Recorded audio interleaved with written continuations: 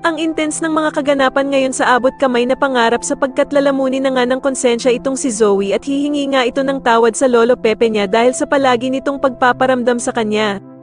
Subalit wala naman siyang kaalam-alam na nasa likod na pala niya si Giselle, at dito nga ay mabubuking siya nito sa ginawa niyang pagtulak kay Don Pepe sa bangin.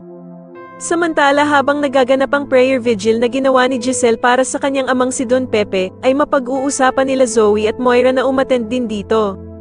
Dito nga magugulat sila Annalyn dahil sa a-attend si Zoe na nakaitim na damit dahil para nga daw itong a-attend ng patay. Samantalang ang bruhang si Moira naman ay dadating na lasing at galing pa nga sa inuman. Kaya naman ay galit na kukumprontahin ni Giselle si Moira at tatanungin niya ito kung bakit daw ito pumunta ng lasing.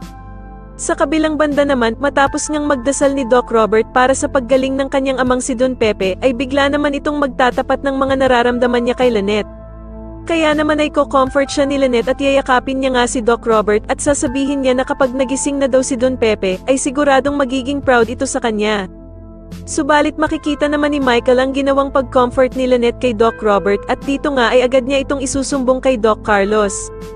Pero habang nagsusumbong nga itong si Michael kay Doc Carlos ay bigla naman siyang makikita ni Doktora Denise at tatanungin niya nga ito kung bakit kailangan pa daw nitong paalam kay Doc Carlos ang ginagawa nila Lynette at Doc Robert.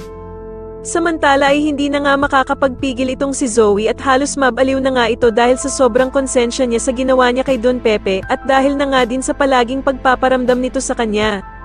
Kaya naman ay pupuntahan niya nga ito at hihingi siya ng tawad sa matanda, subalit wala naman siyang kaalam-alam na nasa likod na pala niya si Giselle at maririnig nga nito ang mga sinabi niya kay Don Pepe.